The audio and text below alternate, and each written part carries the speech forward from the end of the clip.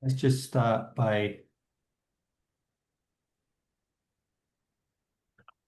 opening more to what's here as we land here together in presence.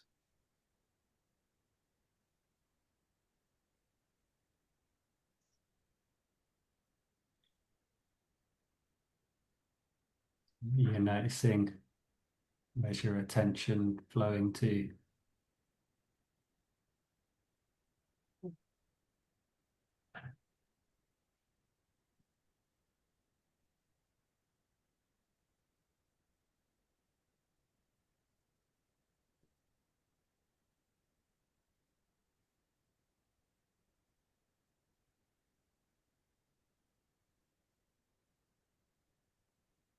Are there any parts of your experience that are more challenging to be with?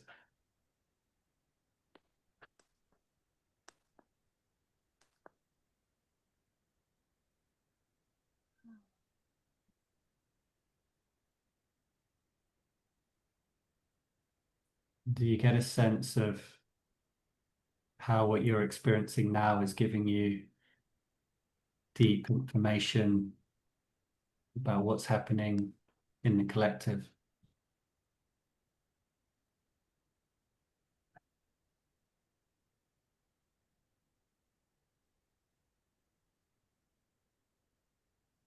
Are there any subtle emotions or sensations as you tune in that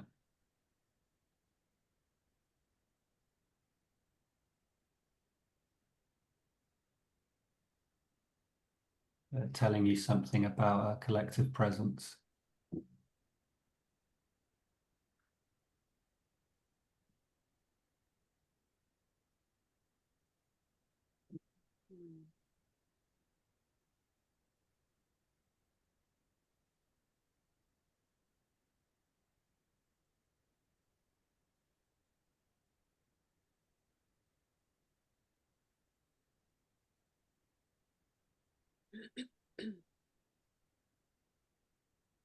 This is our last theory and practice before the last weekend, if I'm not mistaken. And I like some of the questions I've been asked because they're going to the core of what it means to lead this practice. Like they're real dilemmas that come up. I want to encourage those of you that haven't already asked questions, if there are anything coming up for you as you're leading your circles or doing the body practice, or that you want to explore from this perspective of theory and practice.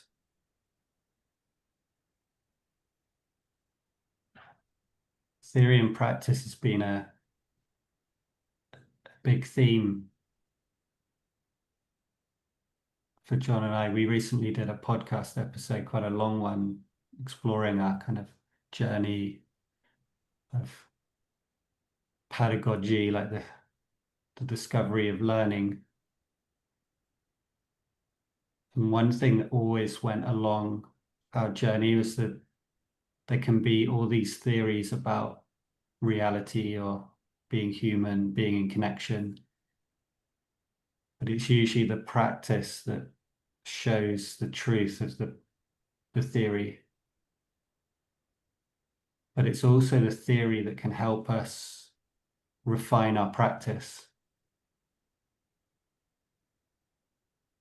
And I think if you actually just come from the embodiment and a resistance to the cognitive, that actually can shallow, and sometimes shallow or make less deep your practice or less refined. But it makes sense that a lot of us are like, no, we want the embodiment, because you could talk about circling for 1,000 years and still have no idea what it really means to be vulnerable with another human being and to feel aliveness from the inside and be guided by aliveness. Now, that's an interesting map. It's an interesting theory that I can be guided by life force or aliveness. But it doesn't, if someone's never had that experience, it's like doesn't mean as much. It can sound good, but it's like, what does it really mean for me to be guided by aliveness with you in a one-to-one connection or a group setting? So what I want us to do today is to grapple with that, like that dynamic between the theory and the practice. Where do you feel like you could do with more distinction, more clarity? But where is it you feel like in practice, the practice is showing up something for you that's that feels really important to experience or to integrate? I notice there's like a slight judging of is that valuable enough to bring, and or should I be sensing something deeper? And I notice a lot in my circling of others that there is sometimes it's hard for me to stay with suffering or with states that I might as well judge as not as desirable, and actually like a question of trusting that, or can I trust suffering? Can I trust the unspectacular or the um yeah, the layer that I have access to right now, and feel more safe in that?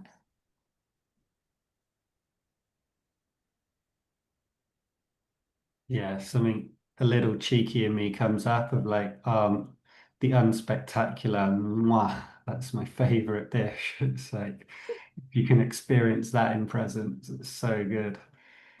Um, and pain, where we already know that's a juicy steak, but um, it's like it's a really good question because I think if you're not feeling any resistance to painful, distressing states, then you're probably not feeling them yet. Because when we really start to open to how intense our experience can be and how overwhelming and daunting it is for us to feel certain aspects of our experiences. And like I said it humorously, but the when we get to experience states that are normally kind of shamed or wrong, the best example, I don't know if I shared this with any before, it's when I was with someone, it was like we were going into quite a distressing place for them, which would normally be a kind of the domain of the psychiatrist. And then I got to experience paranoia. And my instant experience of paranoia was like, this is like, you shouldn't experience this, it's dangerous. And then, but waking up to that, it was like, oh, what actually is the sensation of paranoia? And then it was like unbelievable. It's like psychedelic experience because it's like my whole reality gets shaped by this sensation and by this. It's also a kind of perception. It's also a kind of assumption. There's so many things happening in it, and it really alters the whole way you experience life. But actually, when you do it consciously, you can actually start to experience and see that it also gives you an advantage. Like there's a certain part of experience you can only experience through that emotion or through that kind of state. And that's the other thing that's often uh, not seen is if the Greeks actually, I think it's the Stoics, some kind of group in the Greek times, they used to have like these lists of states you could go into. And what they would say is like, you can only experience reality. Sorry, I'm just letting in Edward. like you can only access certain parts of reality through certain emotions. So you can only experience like, so sadness is a good one for me because when I feel sad, it often wakes me up from complacency to the people who are closest to me. And so it's quite often for human beings, they'll have an experience where someone has an accident or suddenly gets ill or something, and then they suddenly realize how important they are and they want to spend time with them. And then before that, there's a kind of distance, struggle.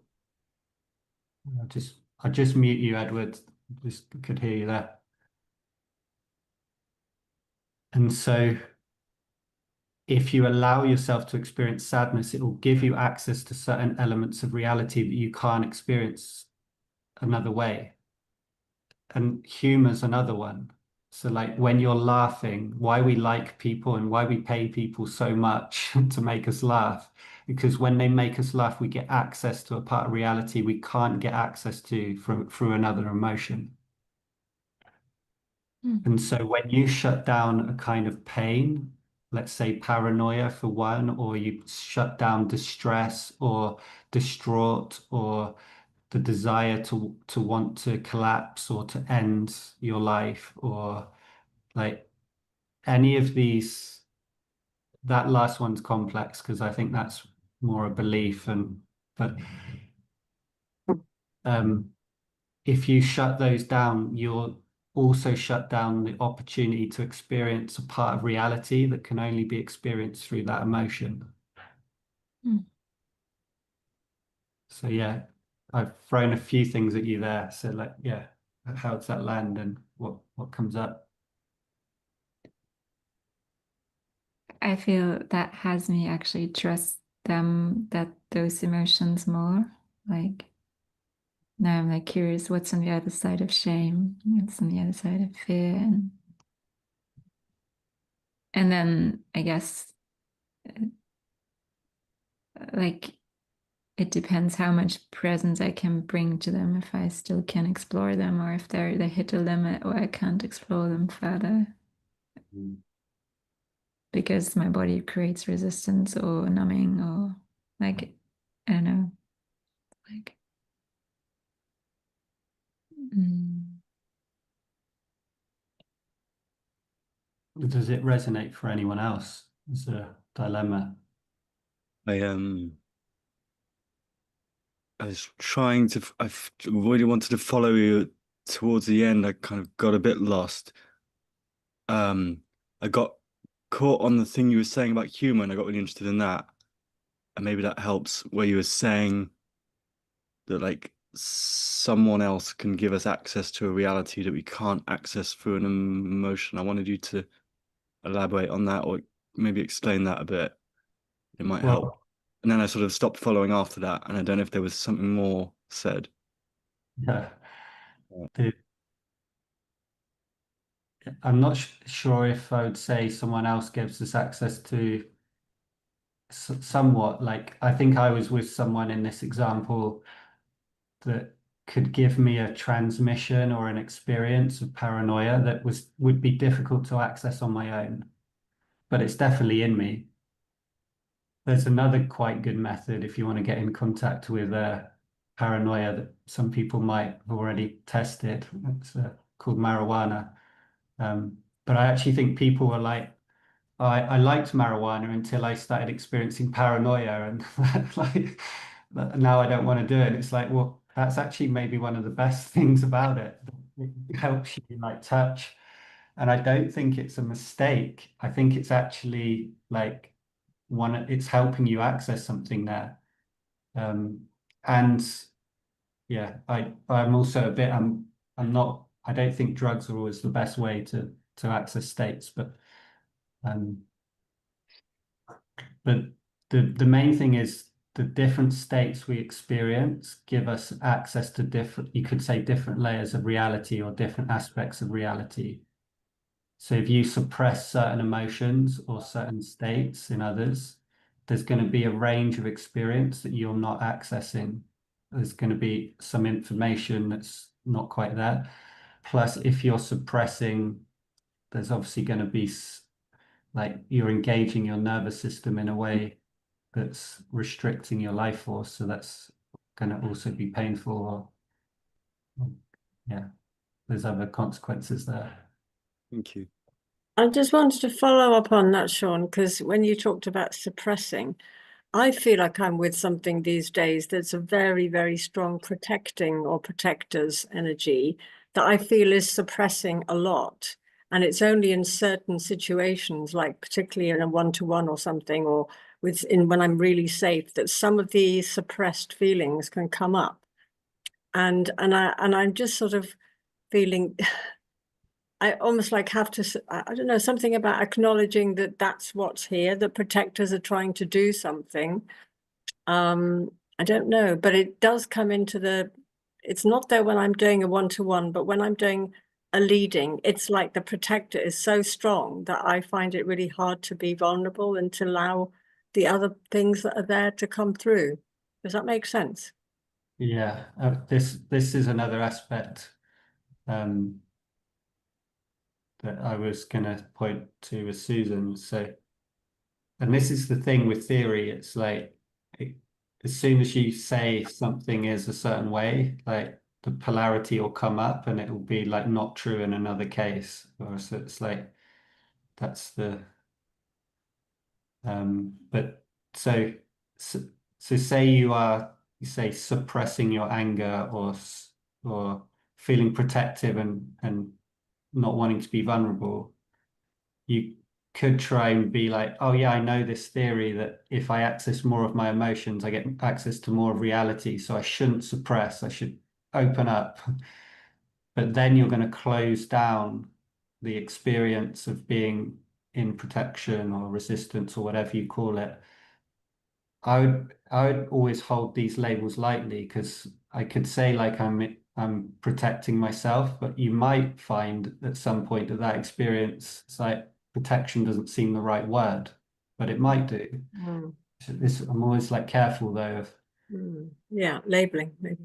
yeah, or at least like definitively labeling. But yeah, if you're having an experience of protection, like again, that's actually an experience you can expand in. And you might actually find that it's quite vulnerable to really rest in it. You like, I remember actually one of the first times I said in a group, it was really edgy for me of like, oh, right now I'm not willing to be vulnerable. And I hadn't realized what a pressure I put on myself. Like a leader, yeah, I should be always available for vulnerability. But it was like in this state I was like, the last thing I wanted was to be vulnerable. It was so like, I was so threatened by something and I didn't know what it was. And it's so easy to then use a theory to be like, I shouldn't be threatened, I should be open, I should be vulnerable. And then you're going to miss that experience. And not only miss that experience, it's probably giving you some good information. Like maybe it isn't a good idea to be vulnerable because there's something happening in the space it would be better to meet a different way. And yeah, as leaders, like my experience, like, I mean, I was definitely like, when I was leading weekends in the beginning, I was like full, like, I'm going to be vulnerable. I'm going to go into everything. I'm not going to turn away from anything, which in a way was turning away from wanting to turn away. And yeah, sometimes I actually, tried to be vulnerable in a space which caused me quite a lot of dysregulation afterwards because if I really tuned into myself, the way someone was being with me actually didn't invite me to be really vulnerable. And so offering that vulnerability when it didn't seem to me I was really being held in a way that invited me to be more vulnerable, it comes back later of like, oh, that was really painful actually. and then anger comes up, and but then equally I could probably remember stories, you know, where I didn't take the opportunity to be vulnerable and regretted that also. But yeah, there's nice there's no safe space to say this is how you do it. Hmm.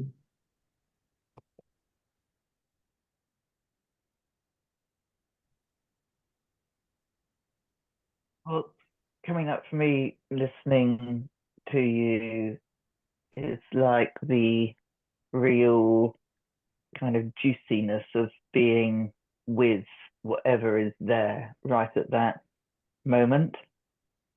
And when you were talking about smoking weed and paranoia, you know, kind of been there.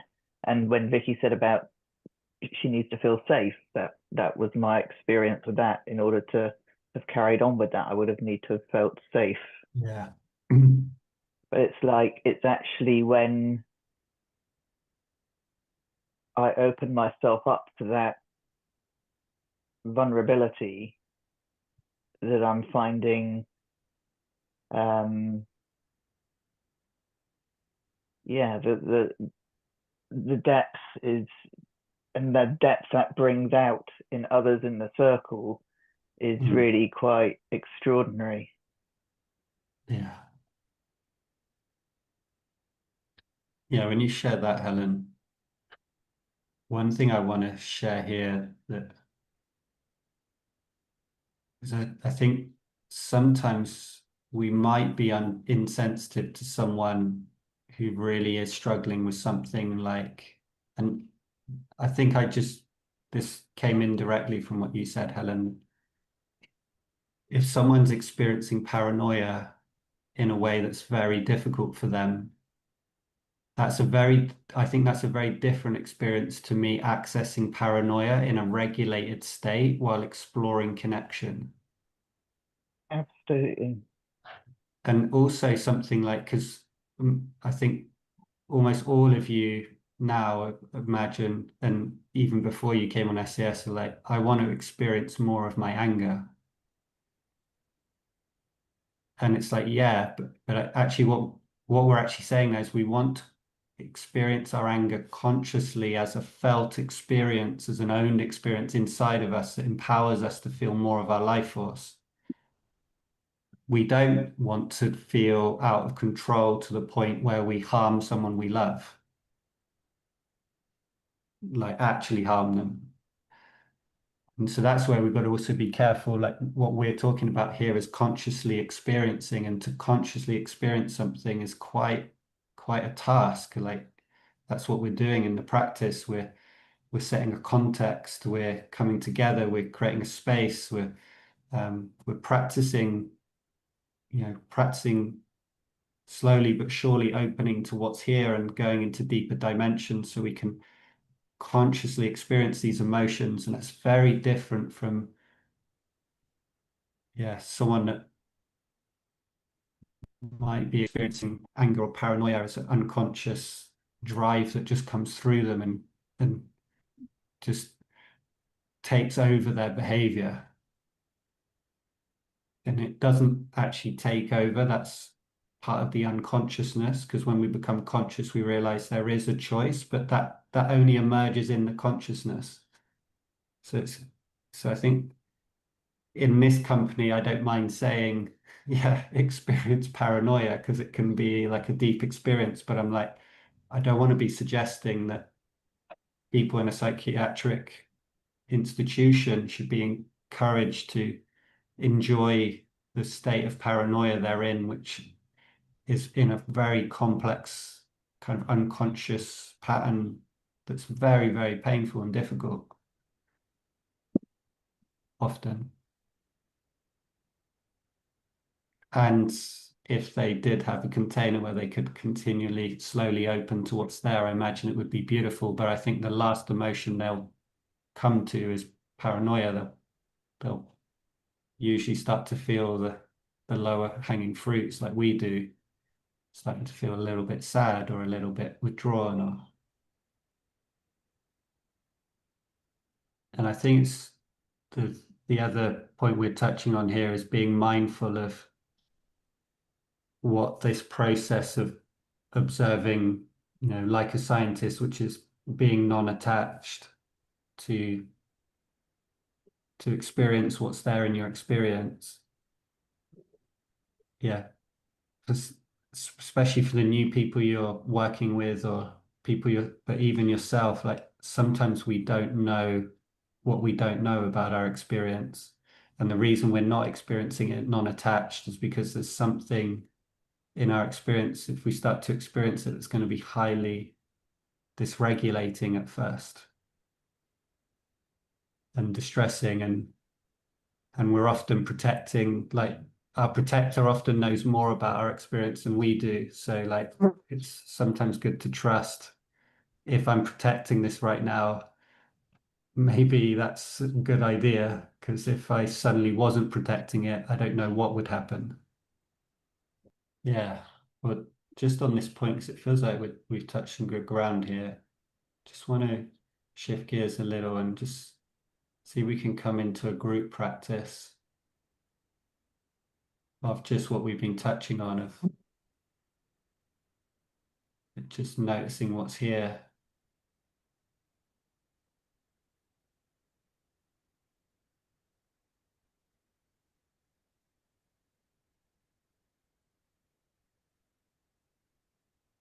We will go back into some distinction making, but I just want to,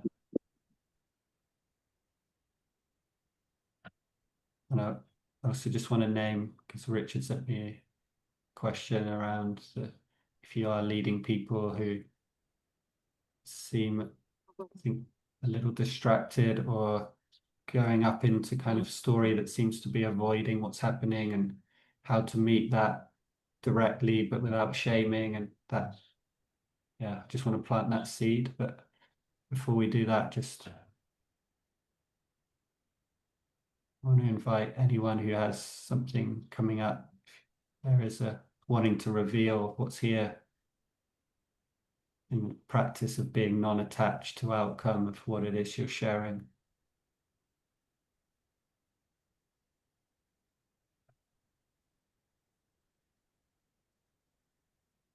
I was quite relieved when you invited us into a practice. I was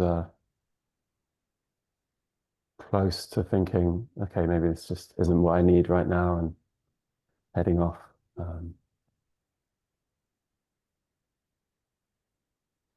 It feels good to feel more awake now.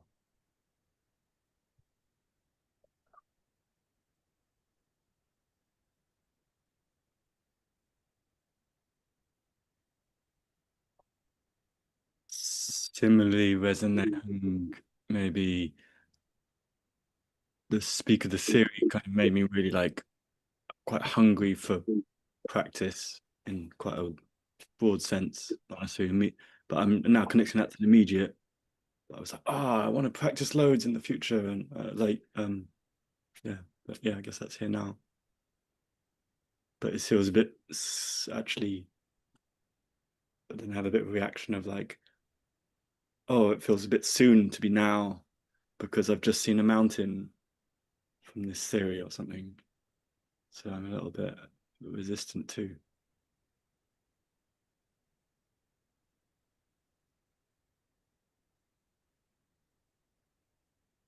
Until you suggested that we'd do this exploration now, after we found a ground, I was feeling similarly to Dominic, and like, oh, I should be enjoying this more, because it's a call with Sean.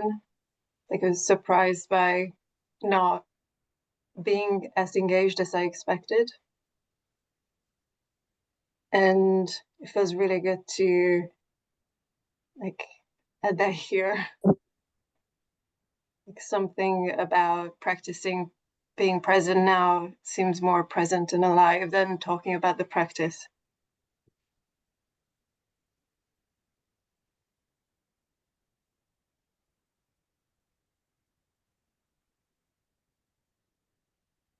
and I feel nervous in my fingers and my throat.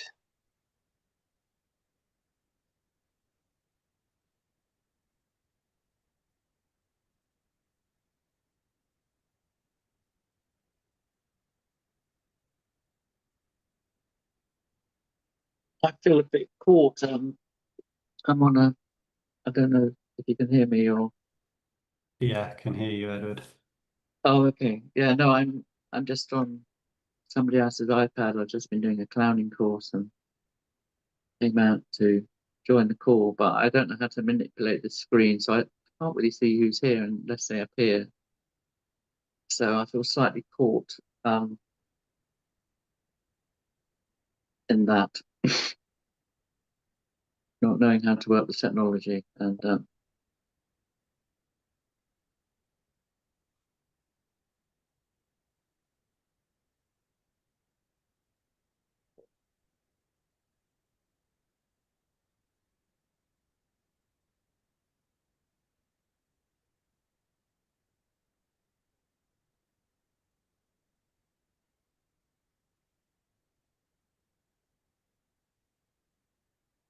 want to say something about like my experience of leading the circles, like with impact and then managing like what's like what, let's say, like a trigger and in me, and being aware of that I am triggered, and then there is an impact in the group or in people in the group. And I'm finding sometimes like there are layers of impact and triggers that like sometimes I find really tricky to keep managing, if makes any sense. Like and I can get a bit lost about like, okay, yeah, so I guess sometimes things move quickly, very quickly, and I'm not, yeah, I guess that sense of trying to, now the word control comes in mind, but maybe like if I am, yeah, how to keep present when there is this almost like lots of impact happening, you know, like back and forth. Because if I'm staying with, if something is happening with me and I'm staying with that and I'm present with it, it might be difficult, but I am with it, that I find sometimes that has a big impact, and then it comes back to me and might have another impact in me, and then yeah, it's just can, I'm just trying to understand how to manage better like layers of experiences, because it doesn't come so clean, like it's not always like one only experience. And I think like right now, this is a good, those like, in a way, I think there's a tension always in the practice between sense making and embodiment. And so, Flavia, this seems really in alignment with the side of like discerning and exploring, like there's this thing that happens to you, and maybe I can give some perspective around that. Maybe someone else can as well, around this trigger awareness. I think is an important thing for a leader. And at the moment, this practice, and I want to hold that for the call. And right now I'm still like, the invitation is like, what's it like to be here?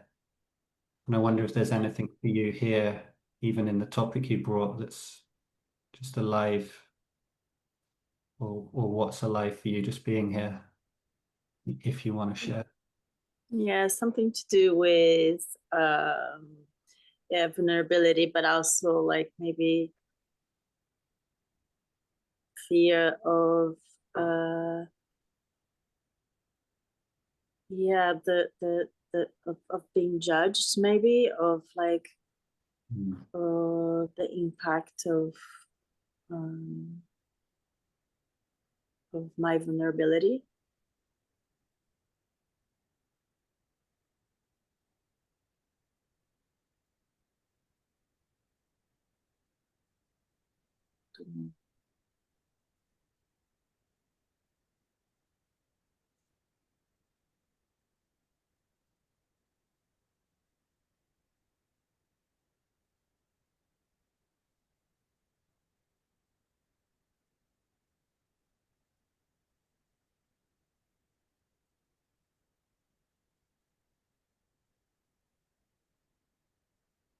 Thanks, everyone.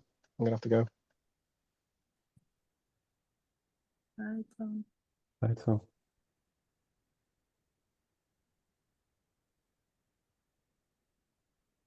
Maybe something to do with authenticity as well, like,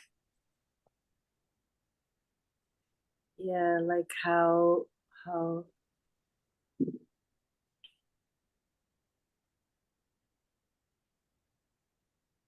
raw can I be, like, and what that and that impact on another. Mm. Mm.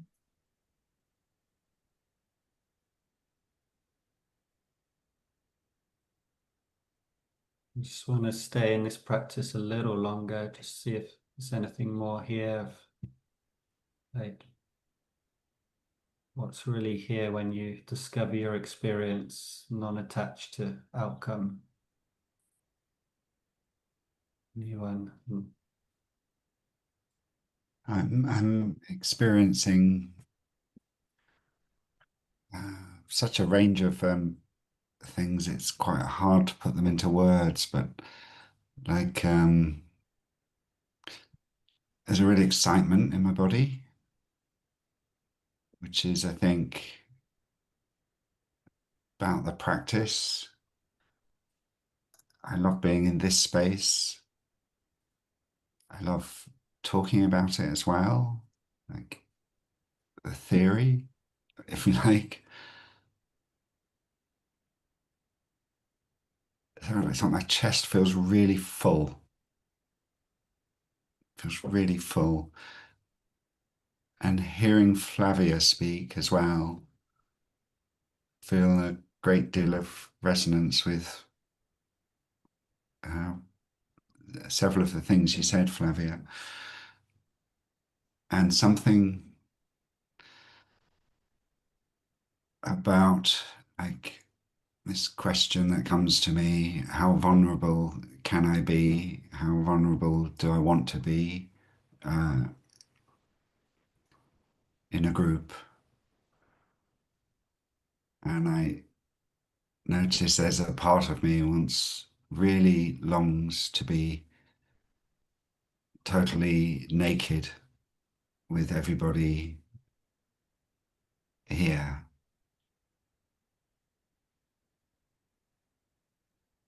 And then that kind of oscillates between the part of me that would like there to be a valley between us as well. It's a strange, it's like the two polarities are really present in me.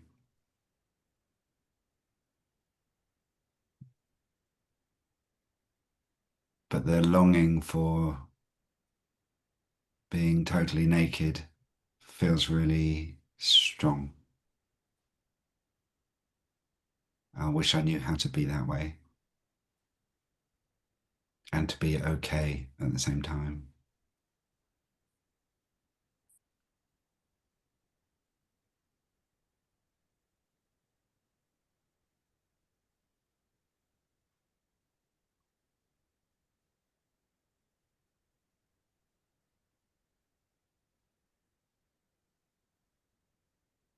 Notice I'm in touch with what feels quite a young part that really wants to be like seen and admired and liked, sort of wondered at by you all.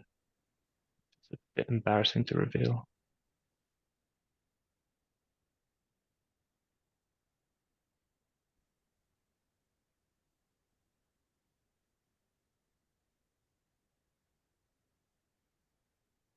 I'm my left with heart beating.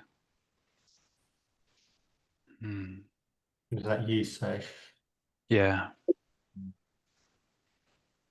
So the heartbeat resonates in almost all of my upper body.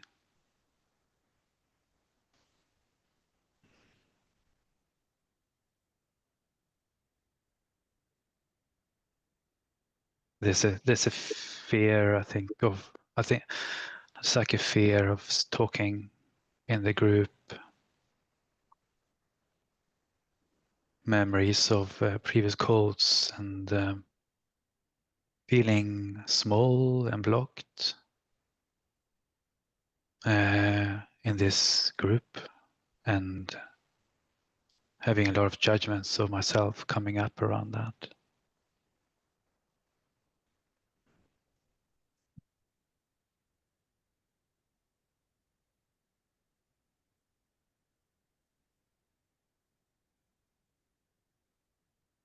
I think there's a fear of not staying true to my experience, of trying to put on some performance or holding up a facade.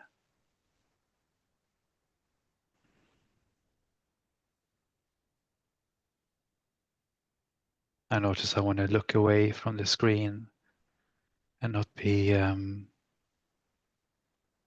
I don't want to see the impact. I don't want to see I don't want to get the visual feedback of impact of what I'm saying. So I'm imagining that will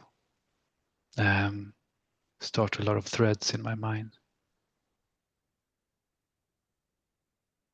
I notice the calmness now.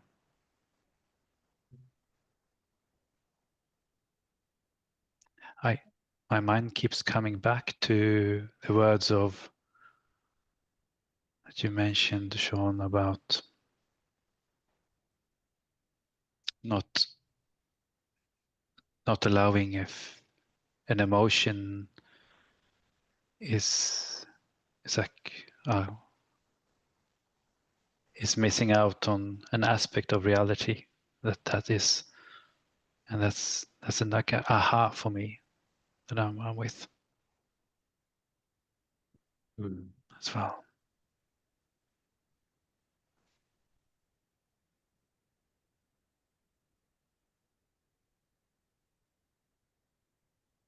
With that so much circulation, I could feel my whole chest vibrating and beating, this pulse going through upper half of my body.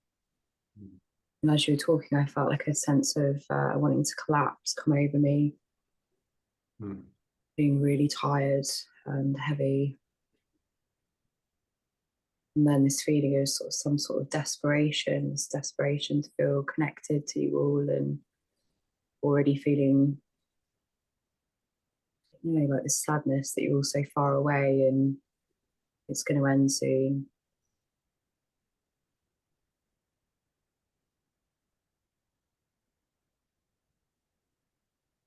And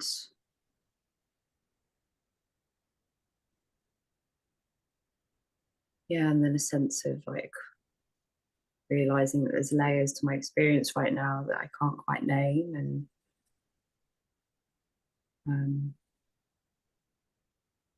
the sense of searching for some kind of meaning in what I'm experiencing.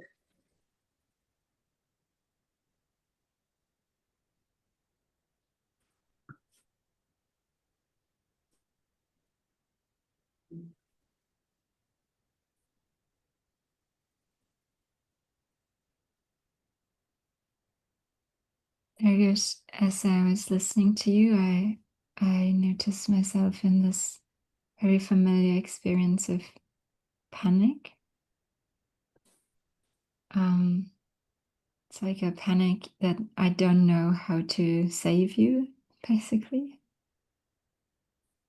And I'm quite scared you would spiral somewhere. And when I take Sean's invitation from the beginning, I'm like wondering what it's like to not create a problem out of what I do, and also like what is that feeling that I find it hard to trust in, like some certain helplessness.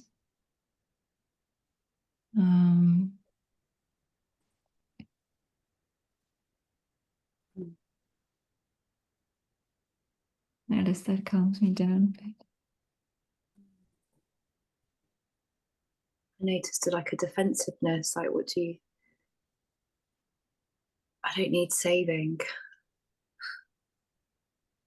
I wouldn't want to be saved by anyone but myself. What was it like, Nina, hearing Susan take ownership over that coming up in her? Seem more that than trying to save you. Yeah, it felt good. That bit felt good. What kind of good? Empowering. Yeah, in a sense of empowerment, like, oh yeah. Yeah, you're gonna let me do this for myself.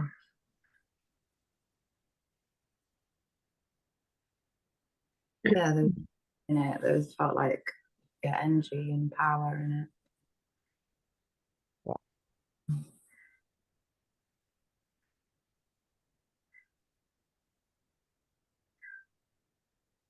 Now there's like a tinge of shame or guilt that I hooked onto the first bit.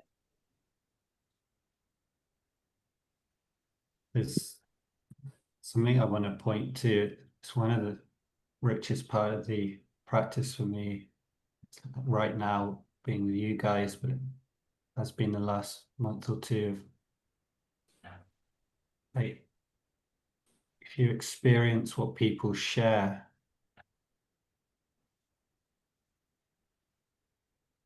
for the sake of experiencing it, more than trying to respond well to the form.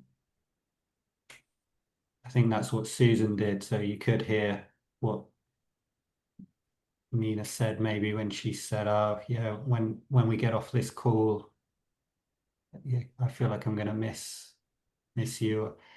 And then there could be like, "Oh, I need to help because there's a form here that's not good, like someone's gonna miss," or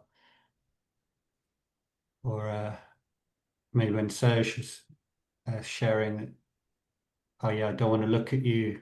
It could be like, "Oh yeah, but you need to be in connection." It's like you're trying to solve the form, but then it's like, no, experiencing, like, oh, I can't look at you. And like, what's that like to really take in? Or what's it really like to take in? Like, oh, I might miss you when we end this call, or there's some pain that comes up in me anticipating the end of the call, like just like taking that really in. Someone's experiencing that, or like Susan experiencing a panic that maybe I need to help, or Ollie a need to be admired or adored, or Flavia, it seemed like something around the vulnerability of being in a trigger.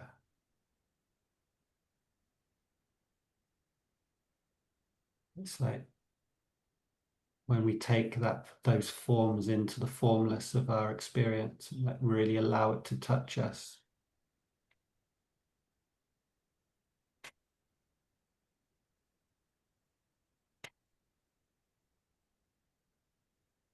There's something that happened in me also, as Richard shared, like wanting to be naked. It's like, it seems such a like naked desire or longing that brought up yearning in me. It's like And it could be easy to go into like, oh, how do we be more naked? But it's like, no, like experience nakedly that desire to want to be naked. And that's already experiencing nakedness. Yeah. Again, I'm wanting to hear how that lands for people as a as a map. Yeah, Peter. Where you were sharing that, I was scanning back through those different forms. I like this offering, as I've heard it formed, noticing, yeah, I suppose subconsciously I'd been trying them on. And yeah, where Richard shared about nakedness. So, oh, I can't quite take that in, or I didn't know how to feel it or something. Like and longing to feel it so I could feel really like connected to Richard's experience. And then a sort of sadness of like, oh, I don't know how to let that one into me, or it doesn't kind of resonate with something quite now. And then the sort of sadness at that, or like, yeah, but it feels exciting to have this map. Yeah. So I could track that and then think why, yeah, get curious, I suppose, about what is in the way of me taking that in or something. Yeah, so thank you. Yeah. Well, I want to give a pointer, but this is definitely, we're getting into finger pointing at moon territory, but like it seems like the moment it's okay that it might not even impact, or the impact might be almost nothing, or it might be awkward. Like the paradox that when it's okay, whatever the impact is, you surprisingly get access to the impact. Makes sense. It's almost noticed, where like, that worry about the impact is stronger. It's like it's likely the impact's been more subtle. I noticed that connects to recent revelation of where thought I was seeking connection, but I was seeking intensity to know there was, well, if there's intensity, I know there's connection, and this big blind spot of connection without intensity that feels really like overwhelmingly vast as to what that landscape is.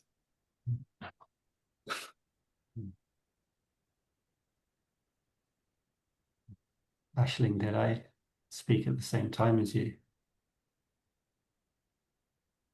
No. Okay. I thought I'd spoke. I was curious to understand more about that, because I also felt like I wasn't really being able to feel what people were sharing. I noticed I was feeling, when you talked about allowing to go into the experience of what people are sharing, I noticed I wasn't really like feeling it. And I also, I wasn't sure what was happening.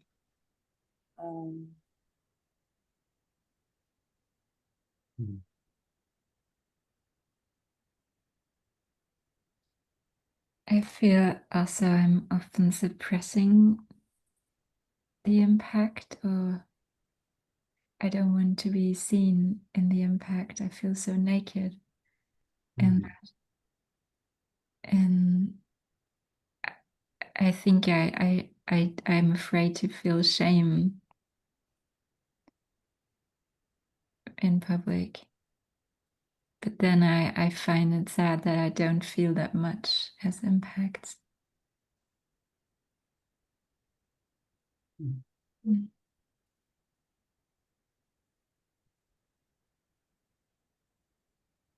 Feeling a bit annoyed by this whole thing.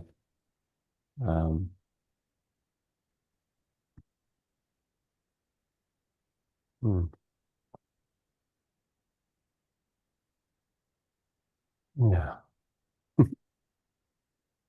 Your screen froze, Dominic. Did you hear my words?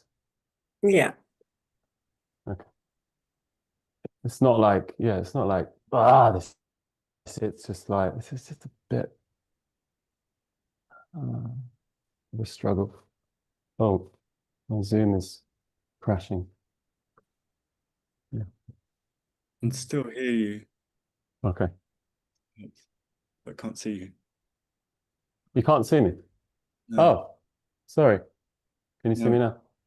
Sorry. Yeah, I think what led me to share that was like, I just had this like glimmer of like, oh, maybe that's not all mine, or like, oh, there's some collective. It might be just mine, but maybe there's a collective that's part of the collective. So that kind of, that was my impetus to bring it. Yeah, I want to go more into it, or like get closer to it, because it feels like it touches on something for me, but I don't really know. Like I feel like I've been enjoying the exploration, and also some annoyance that I can't quite access. And I wonder if it's more accessible through you. I'm noticing that I get a bit like I feel some tension in my stomach when I'm listening to you, Pete. It's like a voice in the background is like, no, don't talk. And what? No, like don't talk, or like leave it, something like that. The voices to me or to yourself? Or? Yes, when I'm listening to you, or I just listen to you, it was like, oh no, like don't speak. The voice was to yourself or to me? Yes, it's responding to hearing you somehow. So it's to me. Mm-hmm. Right, thank you. Yeah. And I felt careful because like I don't want you to think that I don't appreciate you.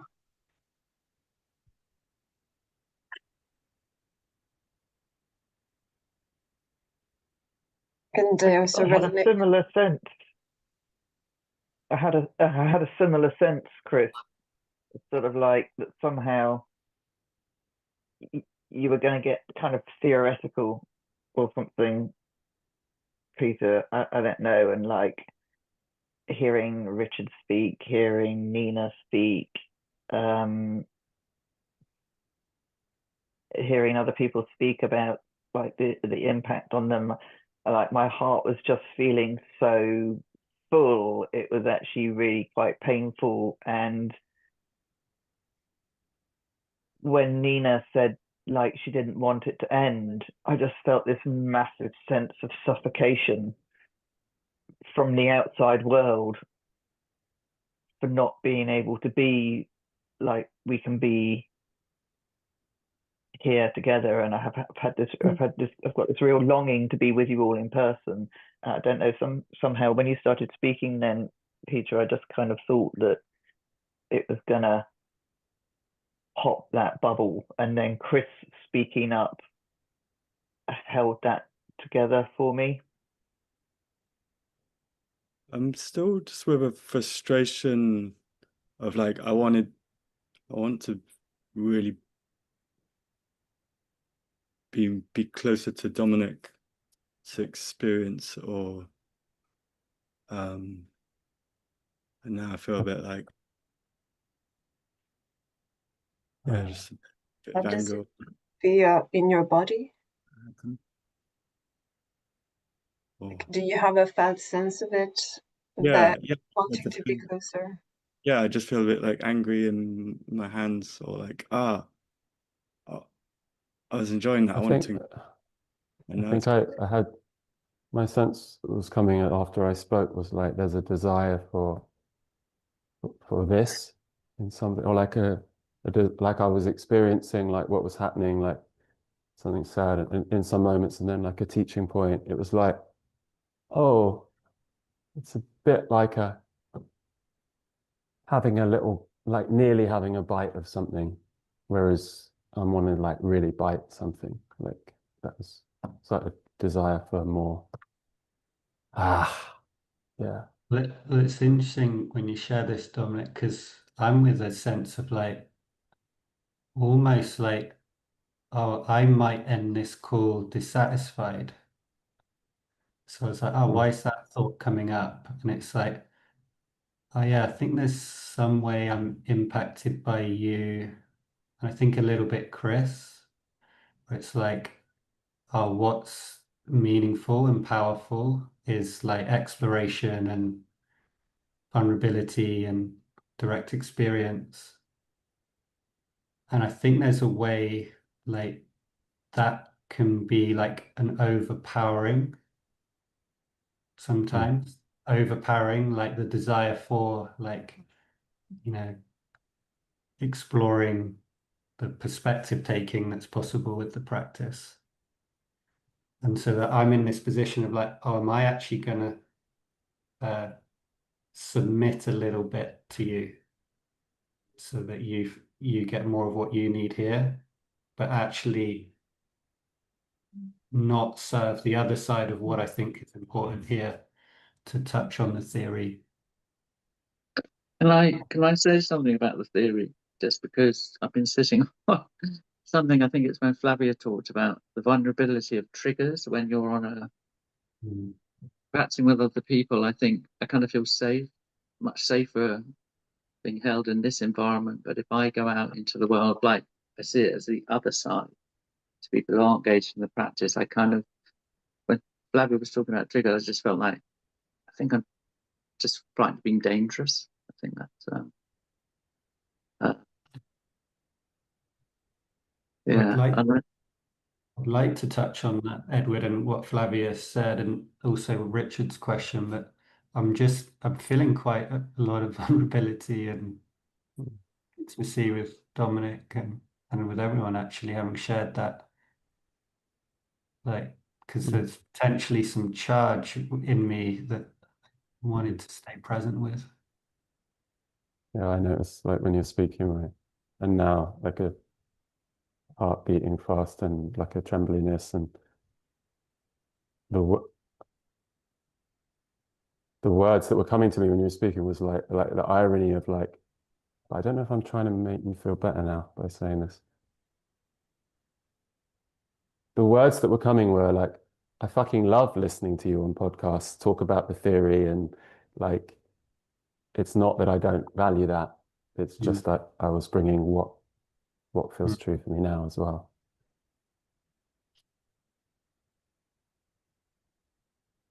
Yeah, now I'm in a danger of like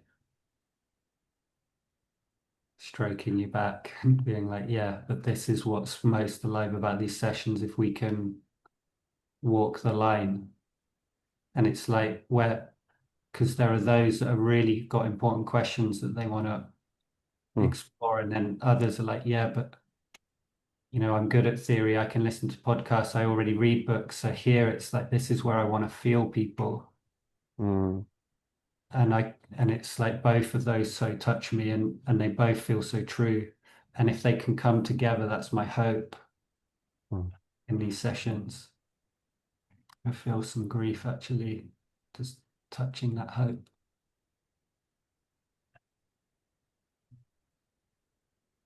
Theory that really comes out of the territory. This feels like, well, so far has felt incredibly powerful for me. So yeah, I'm really getting the sense of what it's like to move between the theory and the practice, and yeah, a great deal of like joy and engagement my experience.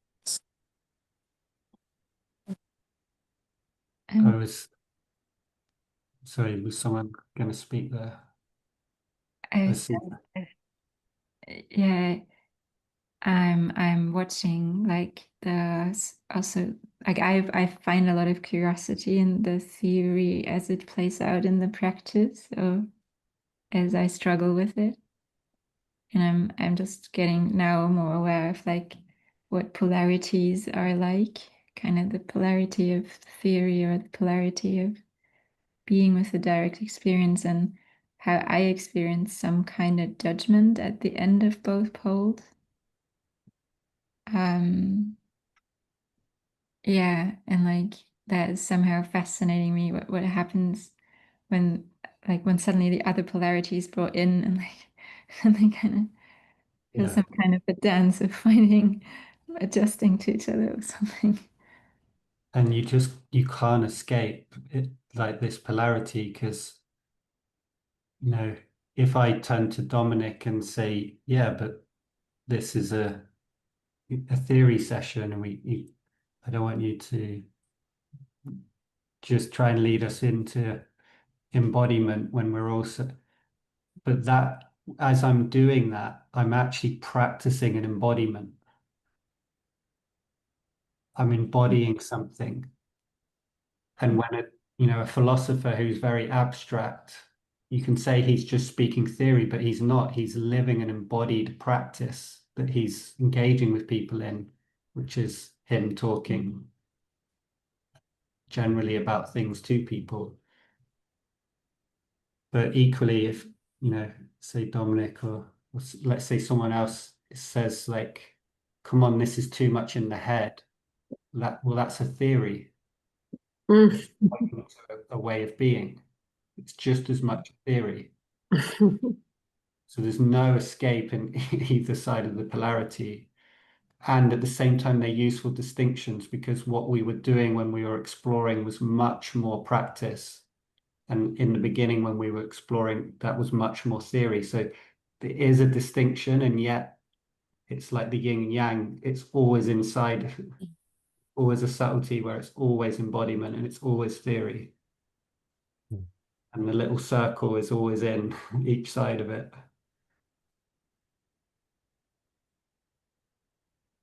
I'm noticing the thing I think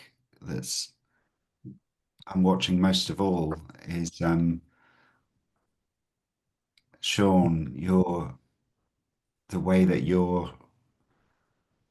actually embodying this paradox, or these polarities rather, between theory and practice. And there was a moment when you first started to share around the charge in that. I felt a kind of like awe. Oh, like that's what you do. That's what you do. You just keep naming it. And in some ways, that spoke to the concern that I had in my question to you as well. Like, okay, you just keep naming it. What's there? Well, until you realize that that's also not true anymore. But but it's but it's right what you're seeing. It's like it's more about, we're always just trying to meet what's here with more consciousness, and the consciousness of, I'm with someone who seems to be, they're new to the practice, and I feel care about that, but at the same time they're constantly speaking abstractly about the past, and it seems like they're completely unconscious of that. And actually there's almost a sense of aggression in it, if I feel this felt sense. So, and so we've got to be careful at just like, oh yeah, they're new and it's all okay. Like they're just trying. No, there might be something you're feeling in it that's actually on a subtle level. It's a way they're protecting themselves or something, but there'll still be an innocence around that. But there's still an impact if someone's purposefully disconnecting. So it's not a small experience, but then we feel into, yeah, their beginning, and like, what's it really like for me to be here? And then you get to like, oh yeah, I don't know what to do here. Or sometimes it's like, oh no, I just want to simplify this. I'm just going to do some pair practices now. I'm going to go out of the surrendered leadership. This is really complex, and I'm actually going to make it easier. I'm going to go into a more theoretical, I'm going to hold the theory more firmly around the practice, which you would normally do in practices. And sometimes you'll do that and you'll feel like you sold out and you didn't go for the full vulnerability. And sometimes you do the full vulnerability and you'll have a hangover the next day of like, man, I just got naked in front of a group of beginners. And it wasn't really the cue. But like, but this gets to Vicky's question of like, how do you know how much to reveal, how much to show up? And the annoying answer is surrender. Like you can only discover that in the moment and what's being called for you each moment. And Really? and it's about both. It's about your experience, it's about your group's experience, it's about the circle's experience, and we're just meeting that the best we can in presence. Yeah. Flavia, did I? Yeah, no, I'm just I'm really curious about my own experience right now because I don't feel so I don't feel so much embodied. I'm just curious if others feel similarly. I know we're kind of in and out of like discussing the theory and then doing the practice, but yeah, I feel like I find myself in this really strange place where I want to say like I feel very much in my head and not so much in my body or in my heart.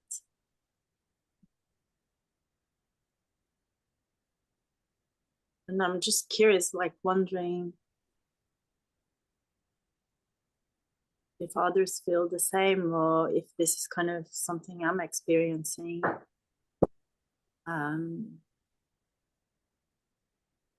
I just want to say something. I feel a bit similar to you, Flavia, and I really get the thing about the theory and the practice and how this has been both. I also feel like there's part of me that's been like a child here, just looking at a lot of grown-ups talking about things I didn't really understand. I just want to be honest, there's something in me that was like that quite a lot and feeling a bit disassociating a bit. And also I noticed that because we were talking a lot about the impact, and that was such an interesting thing about the whole thing about the impact that came up. And then somehow I feel quite protective about Chris now because I felt like somehow she was experimenting with impact. And then I somehow felt, this is just me, I somehow felt for her when you started talking about that, Sean. Anyway, I just wanted to bring that. That was just what's there for me. You just wanted to bring a load of collective intelligence through your experience. Oh, that makes me feel sad or makes me feel seen when you say that. Thank you.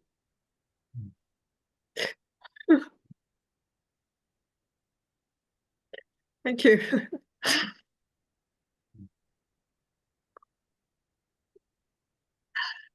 I really feel like I just witnessing you, Sean, speak to Vicky was a really strange experience now. Like I feel like I'm really outsider. It's really strange. I just feel disconnected from Vicky's experience and emotions. Did you say how you feel disconnected? Yeah, I feel disconnected. I don't feel Vicky's emotions. Like it's like I'm watching something play out in front of me, but I don't feel connected to it. So I'm really still tracking Chris because I was really touched by Vicky's awareness of that. And then Flavia, like I don't want to like give it's like token response, but there is something where I'm like, your question around triggers, the way you're showing up with this would be like a good example of how to lead when you're feeling triggered. And you could say not feeling much impact might be part of a trigger, who knows? But all we know is that you're not feeling much impact right now. and Yeah, then just revealing that and letting that be here. yeah, That can, and I would, something that's quite humbling, like working with a mentor who's very astute with triggers that I've been working with the last 3 years. It was very humbling to see sometimes that I wasn't aware of certain triggers. And actually, when you first shared, I actually got in touch with a vulnerability that's here for me that I hadn't been naming. And it came up in the interaction with Dominic and a bit Chris, of still feeling some sadness or charge actually around a group I recently led, and it was a long-term group, and they had such a strong polarity. Like there was a few people in the group that were like completely embodiment oriented, like and could be very critical if it got theoretical. And then in the group there was like 3 people who were extraordinary in the domain of theory. One being a professor, one being an IT special, like an AI specialist. The group was so polarized that it, like, I thought we would meet in that polarity, and I would say, like, it was the most disorienting group I've experienced in many years. And I still, like, I don't know the solution to that other than it was just very impactful and it's left like me in the unknown with it.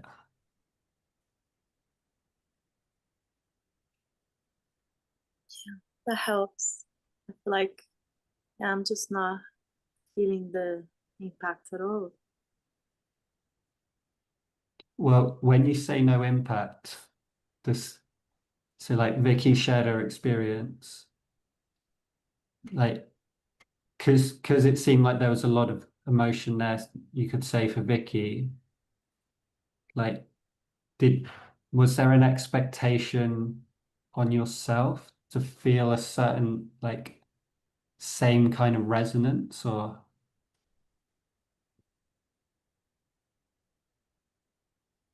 Javier?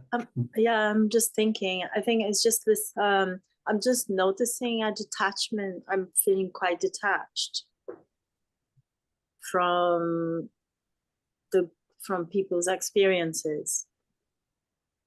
I don't know if I had an expectation, but I'm noticing the lack of of emotions in me and a detachment from each person's experiences, especially when there was kind of an emotional experience, and I just felt quite detached from it. So we've only got a few minutes left. So I just want to say this. There's a way this could be explored that's like some people have meditated for 40 years in their life to have an experience of detachment when they're in connection. You could say like detachment is actually like access to transcendence. So it could be when people are in high emotion or sharing something that's meaningful for them. It might be that we can certainly have a pressure on ourselves to resonate the same. But actually, what for me is more beautiful is to meet in the resonance that comes up. And the resonance might be a polarity, it might touch a dissociation, it might, we don't know, but it's like meeting in the actual resonance is way more juicy than the occasional time we get the same resonance. And that is beautiful, but it's way more beautiful to be in a group where you're like meeting in whatever, and they can be like, I could meet you in my deep anger, and on that level in me where I feel deep anger, you actually feel deep sadness, that layer of your experience. So then you could feel like, oh, I'm totally disconnected because he's so angry and I just feel small and withdrawn. It's like, no, you might be accessing the same level there, but it's coming up in you in a different way. And detachment might be there's some place in you where you lost like something that was important to you here, and so maybe there's been a dissociation or a disconnection. Maybe you're actually quite present, and so the detachment's actually a kind of subtle state. I don't know, but like Yeah, to be explored. it's quite relaxing in a way. Yeah, that was very good. And just to say for you guys as leaders, like it's happened so many times. I've been in a group where someone's I remember one example where someone actually stood up and was like, I'm just tired of not feeling anything in this group. And then we were like, what's the nothing like? And then they were like, well, it's just like, everything's clear and there's just space everywhere and everything just floats through. It's like, oh, right, that actually sounds quite enjoyable when you share it. And they're like, yeah, well, yeah, it is quite relaxing. And then suddenly they were like, yeah, actually, and then they drop into it and then they suddenly transmit a deep presence of space. And they hadn't realized that that sense of disconnection was actually a dropping away, not a dissociation. But then we got to be careful because sometimes it is a dissociation. We don't want to like glamorize a dissociation, so we've got to be careful there.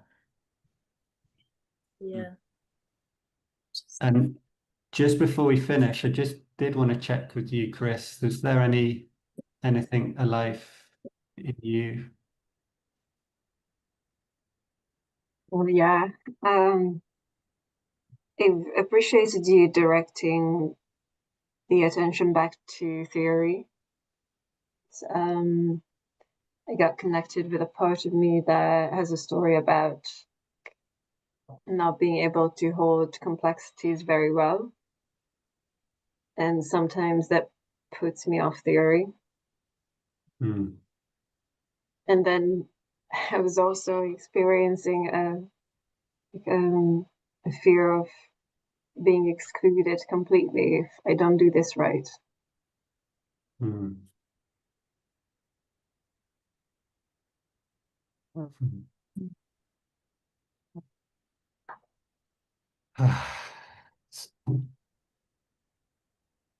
Hmm. It just when someone shares to me, like especially someone who I find quite embodied, shares like it might be too complex for me.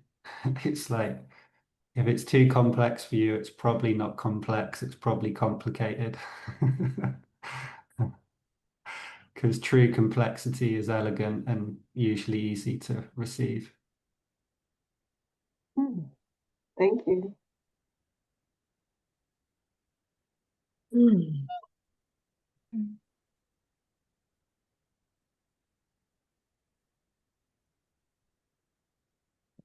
Pleasure to be with you guys. I feel well worked.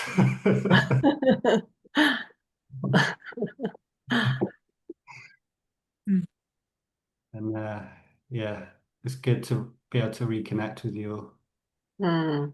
Very good.